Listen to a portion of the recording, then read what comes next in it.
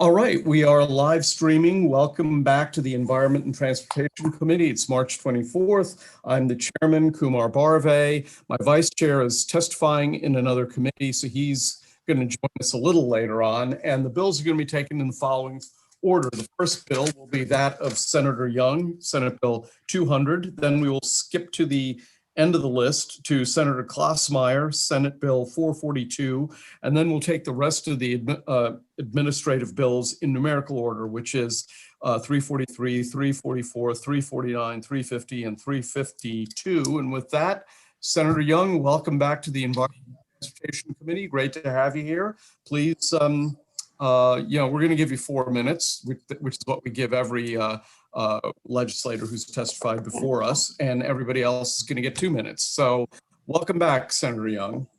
Thank you, Mr. Chairman. I'll try to do it in about 1 minute if I can. Okay. This is Senate Bill 200, which I cross-filed for your vice chair, and it is the organized killing contest, and it bars killing contests for coyotes, foxes, and raccoons. The only difference, I believe, in our two bills is Education, Health, and Environmental Affairs raised the fine from $25 to $100 per animal. And other than that, I think our bills are exactly the same. And I'm willing to go whichever direction you all choose on the price of the fine.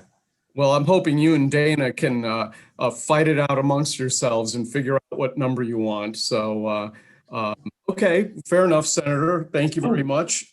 I'm going to go to all the proponents of the bill, and only then will I entertain questions. Unless, Senator, you have to leave right now. I can stay. Okay, good, great. Okay, so first testifying is the lovely Lisa Radoff with Maryland Votes for Animals. Lisa, welcome back. Well, thank you so much, Chairman. Chairman Barve, Chairman Stein, members of the Environment and Transportation Committee. My name is Lisa Radoff. I'm the President and Chairman of Maryland Votes for Animals here in support of SB 200. Essentially, you've already heard from me twice about this bill, last session and this session. And so basically, we're hoping that three's a charm. I completely concur with Senator Young's idea of we will take either version, either Delegate Stein's or Senator Young's. So just hope for a favorable report, and we'd like to make three a charm. Thank you, Senator Young, for sponsoring this legislation. Have a good day. Thank you. Okay, and finally, Jill Fritz, who's testifying on behalf of the Humane Society of the United States. Jill, welcome to the Environment and Transportation Committee. Thank you, Chair Barve and Vice Chair Stein and members of the committee. The Humane Society of the United States supports SB 200 as amended by Senator Simonaire with a $100 fine. We thank this committee for its support of the House cross-file and encourage you to move the bill as amended by the Senate. And I'll just reiterate that SB 200 would not in any way impact the continued regulated hunting of coyotes in Maryland or the ability of Maryland livestock ranchers, landowners, or state or federal officials to lethally remove problem coyotes from their property at any time. All it does is eliminate the cash and prizes contest element to the killing, which is not an effective wildlife management tool. It undermines modern science-based management principles and is strongly opposed by a growing number of wildlife management professionals, agencies, commissions, and scientists. So with that, thank you, and I'm happy to answer any questions. Okay, thank you very much. Any questions for Senator Young or Lisa Radoff or Jill Fritz? Delegate Gilchrist. Thank you, Mr. Chairman. The House sponsor asked me to ask about the fine, but Senator Young said everything there was to do about it. We'll just figure it out between the houses. So thank you, Mr. Chairman. No question. Okay, any further questions for the witnesses on this bill? Okay, seeing none, thank you so much, Senator. I'm going to go now to Senator Klossmeyer. Let me get there. Senator Klossmeyer has Senate Bill 442. As I told Senator Young, sponsors have 4 minutes, And welcome back, Senator, to the Environment and Transportation Committee. Well, it is a pleasure to be here, Mr. Chairman, and I say hi to all the members of the committee. Senate Bill 442, aquaculture leases and shellfish nursery operation wetlands. Senate Bill 442 is as amended requires the Aquaculture Coordinating Council to study the issuance of tidal wetland licenses and/or permits for activity and use of equipment related to aquaculture leases. The bill was cross-filed with House Bill 799, sponsored by Delegate Clark, and I understand that he offered the same amendment, but the committee has not voted on it yet. So impacts and direct correlation between the Aquaculture Coordinating Council founded in Hold on, Senator, hold on. Somebody needs to mute themselves or something. There was some noise interfering with your testimony. And go ahead and continue whenever you want to, Senator. Thank you. The Aquaculture Coordinating Council, founded in 2005, was created to help come up with solutions to issues just like this one that leaseholders are currently having.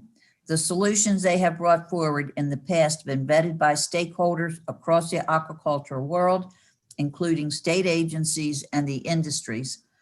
This would be a great way to ensure that all voices are heard when addressing this matter. And let me just say, the Aquaculture Coordinating Council really goes through a variety of different issues, and they have a variety of different folks that even serve on that. They have and it's really a good way to solve some issues. So I thank the committee for their consideration of Senate Bill 442 and ask for a favorable report. Thank you very much, Senator. Let me recognize Larry Jennings. Oh, is Larry here? Larry, are you there? You're signed up favorable with amendments. Larry?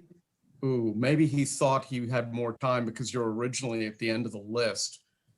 Well, I'll tell you what. Are there any questions for our friend Senator Klossmeyer? I would think. Oh, we got a question, Senator, from Okay. Delegate Jerry Clark. Thank you, Mr. Chair. Senator Klossmeyer, it's a pleasure to talk to you. It's the first time I've talked to you since I've been. I know, we always do that.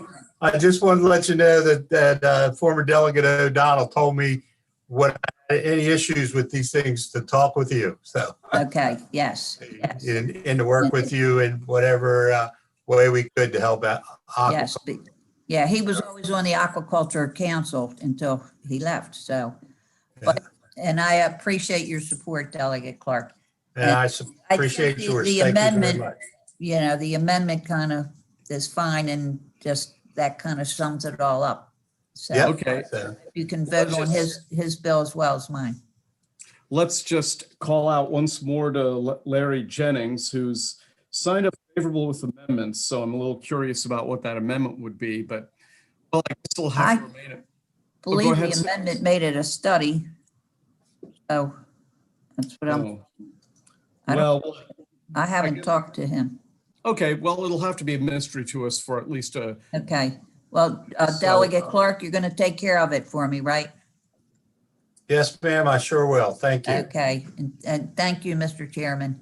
Okay, seeing no further questions, that concludes the public hearing on Senate Bill 442. Thank you, Senator. All right, And- thank you.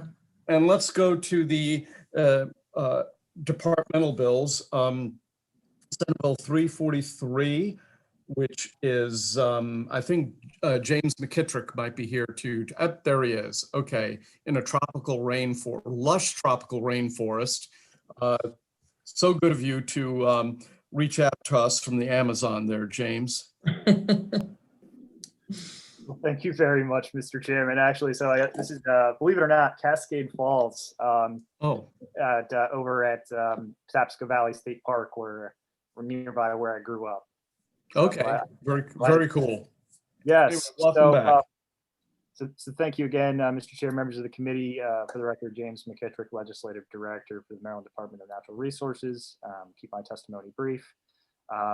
We have a bill to authorize the first new commercial fishery in over a decade, and that fishery is so. I'm guess sorry. the- It's what? Could you speak up a little? Could you speak up a little? I didn't I hear what. apologize.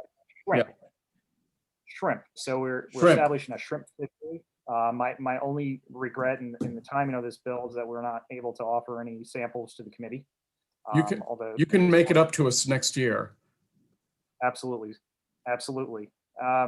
So, again, keeping it brief, harvest has begun informally, the shrimp, but the commercial individuals involved would feel a lot better if there were guidelines in place and official statutory authorization for the commercial fishery. So that I'm happy to take any questions. Okay, Sarah Weidman is signed up in favor also. Sarah, are you with us? Sarah? I'm here. I was just Okay. here for any questions you might Oh. have. So Okay, all right. Well, James, I guess really the only thing we need to go with the shrimp fishery would be a growing radish farming, radish farming cultivation program in order to be an important component in shrimp cocktail. That's really all we would require. Okay, any questions? Oh, Jim, go ahead. Yes, how large is the shrimp fishery in the Bay or in Maryland? So right now it's informal. It's not large. It's mostly centered in the southern part of the Bay. But I think once we have a bona fide fishery in place, we'll have a greater sense. Thank you. Okay, any other questions for Mr. McKittrick? Okay, seeing none, that ends the public hearing on Senate Bill 343. Thanks very much. Let's go to Senate Bill 344. And I believe we have Hans Schmidt, who is signed up to testify on behalf of this, on behalf of the Ag Department. Hans, are you with us? Yes, sir. I'm here. Thank you. Okay. Here, Mr. Chairman and committee members, my name is Hans Schmidt. I'm the Assistant Secretary, Office of Resource Conservation at the Maryland Department of Agriculture. Senate Bill 344 would permit the Maryland Department of Agriculture to provide up to 100% state funding assistance in order to accelerate implementation of certain high priority conservation practices to improve water quality.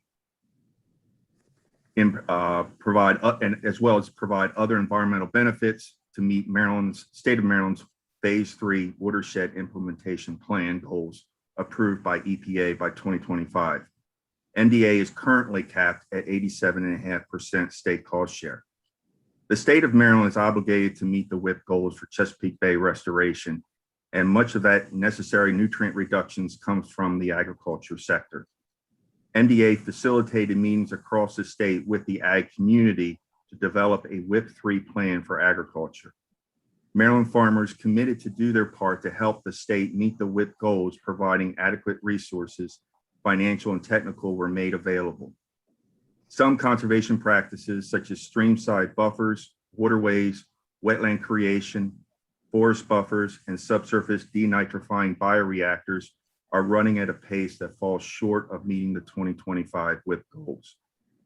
Maryland farmers work on slim profit margins as it is, and in some cases cannot afford to provide the 12.5% out-of-pocket funds needed to meet the required USDA NRCS construction standards. It becomes a double whammy to the farmer when the implementation of many of these practices that I mentioned result in a loss of crop production acres and require new maintenance requirements. To the farmer, there is not a financial gain by installing these practices. However, the state of Maryland benefits from the WIP credits needed to meet the Chesapeake Bay water quality goals. MDA's ability to provide the additional funding assistance needed will be an important incentive to farmers to install these practices, and as I said earlier, accelerate the progress. Currently, the department's Maryland Cost Share Program has sufficient GO bond funding to cover the requested increase in funding assistance and does not anticipate budget shortfalls. Senate Bill 344 has been amended with a sunset date of June 30th, 2026, which MDA fully supports. Again, I thank you, and we ask for your support for Senate 3044 as amended. Okay, thank you very much. Any questions for Mr. Schmidt? Jay? Thank you, Mr. Chairman. So Hans, in this this funding mechanism, the new Conowingo WIP, which is $53 million, estimated $53 million a year, would any of this money be used for that, for the 6 states that are going to have to chip into that $53 million? No, we're just talking about the bonds that we get for through our typical practice funding resources for implementing capital projects. All right, I appreciate that. I'm keeping a spreadsheet of where this money's coming from and where it's going, so I just need to ask those questions. Thank you. Understood. Any further questions for Mr. Schmidt? All right, seeing none, thank you very much. That concludes the public hearing on Senate Bill 344. Let's proceed to Senate Bill 349, and testifying on behalf of MDE, I would assume would be, well, I see the secretary here, our very own favorite, Ben Grumbles. So if you'd like to testify, go for it. I would. Thank you very much, Mr. Chairman. This is legislation. It's appropriate that you're considering it during World Water Week, as well as considering the legislation that Hans Schmidt just testified in support of to help us meet our Chesapeake Bay goals. This bill, an administration bill, is to continue to improve the state drinking water infrastructure fund, the revolving loan fund. This bill is non-controversial, but what it does is very important. It increases the ability for the state to provide loan forgiveness. It also increases by 10 years the payback term from either 20 to 30 years for conventional communities, or from 30 to 40 years for disadvantaged communities. It's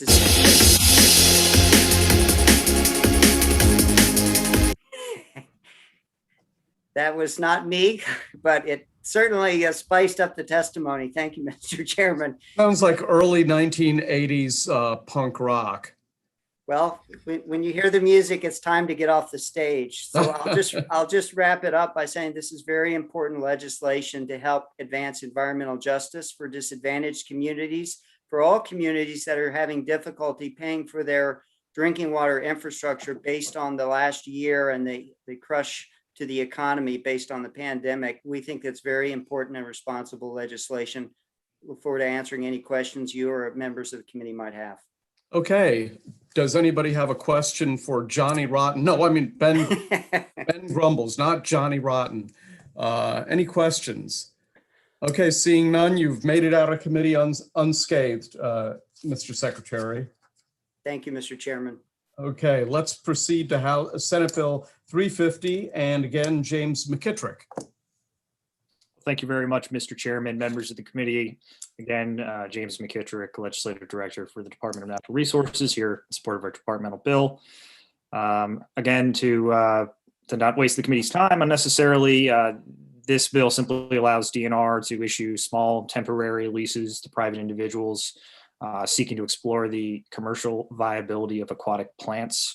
We've been approached by several individuals over the years who have been interested in this, and currently we don't have the regulatory or statutory authority to be able to offer this like other states do, namely Virginia and Maine. So with that, I'm happy to take any questions from the committee. Thank you. Okay, any questions for the man who doesn't want to unnecessarily waste our time, unlike everybody else? Okay, you made it out alive, James. Thanks again. That concludes the public hearing on 350, and let's go to the last bill of the afternoon, Senate Bill 352, and testifying, it's Cassie Shirk from Ag. Cassie, I see you got the children of the corn background from cornbread. Yes, I do. Good afternoon, Mr. Chairman and members of the committee. For the record, my name is Cassie Shirk, and I am the Legislative Director at the Maryland Department of Agriculture.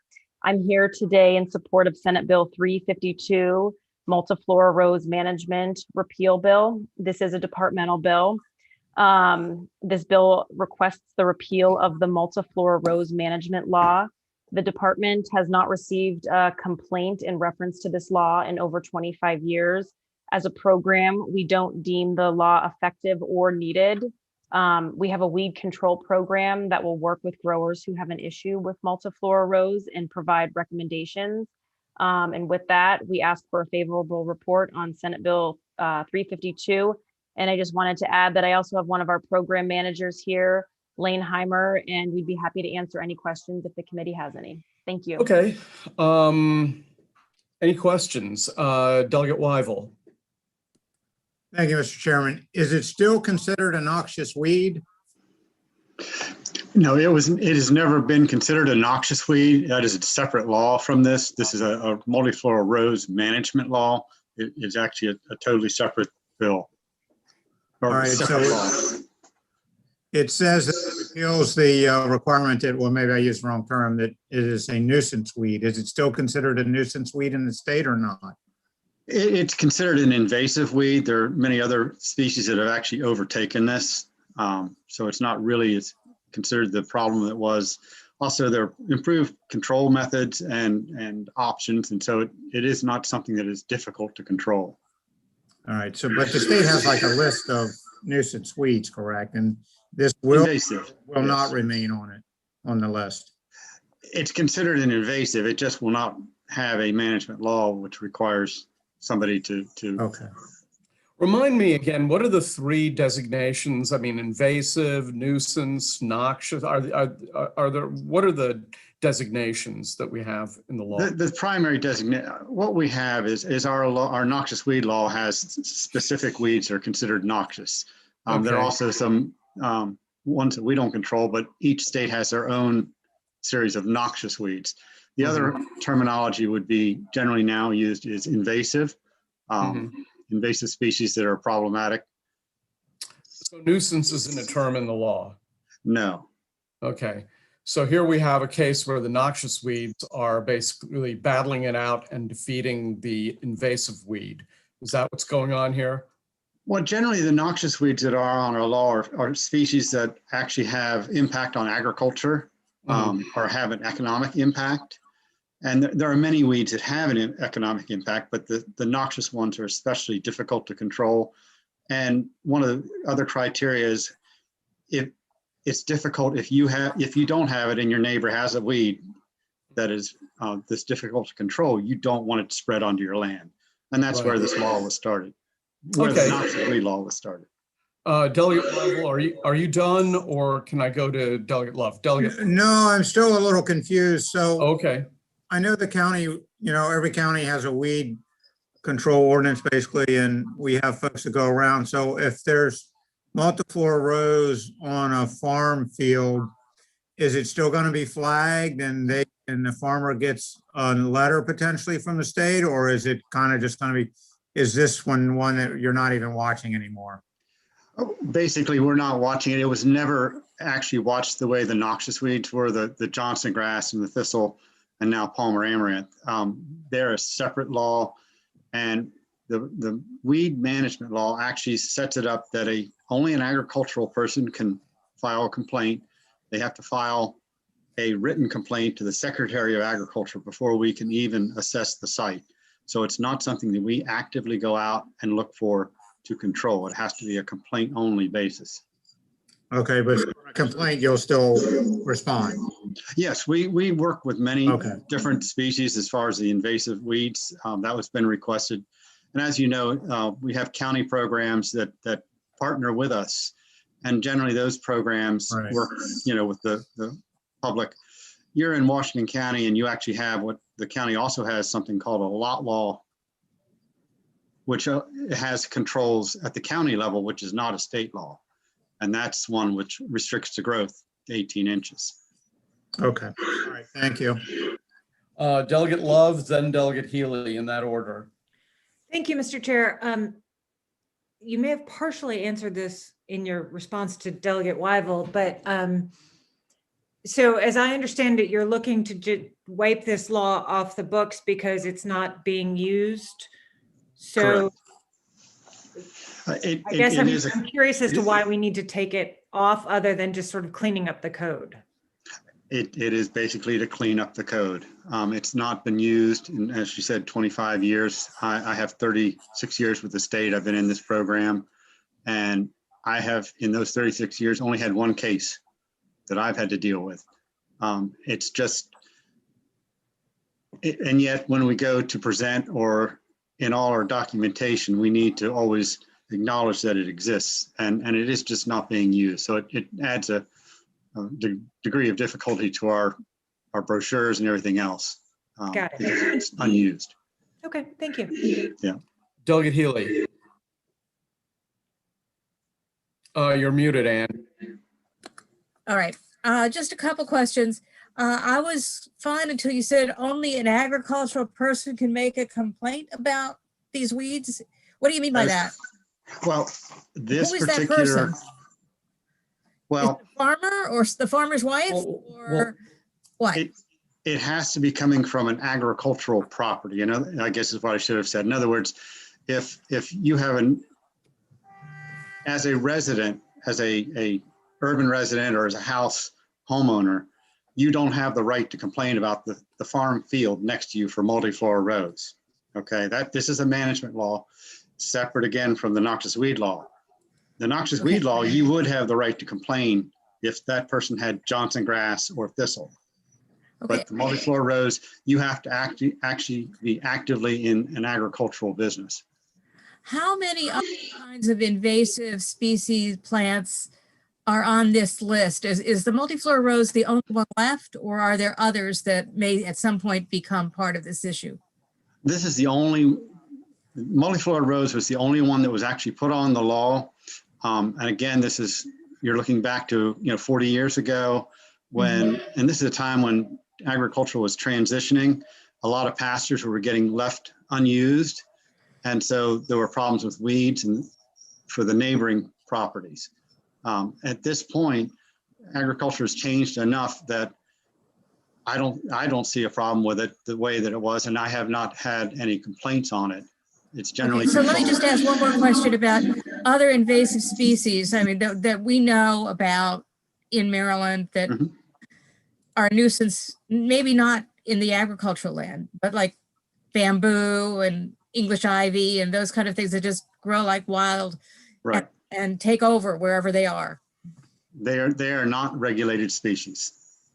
Okay. So there's something called a regulated species. Well, the noxious weed law, which is what Maryland Department of Agriculture enforces, has specific weeds on it, which are the Johnson grass, shatter cane. There are 4 varieties of thistle, and now, as of last year, Palmer amaranth and water hemp. And these are very serious weeds that have economic impact on agriculture. Okay, so it's just in relation to agriculture. Correct. Thank you. Okay, I have to say I learn something new every year. I didn't realize that for the noxious weeds, anybody could complain, but with the invasives, only an agricultural practitioner could make a report. That's something new to me. Okay, there appear to be no further questions, and that ends this public hearing on Senate Bill 352. It ends our public hearings altogether. Announcements. Any announcements? Okay, well, by the way, we're not going to have a leadership meeting today. We're probably going to have it tomorrow. Lucky you, Dana, you missed the whole thing. He probably isn't hearing me. Okay, well, if there are no announcements, then Dana, do you have an announcement? Nobody else seemed to. Okay, in that case, have a nice afternoon.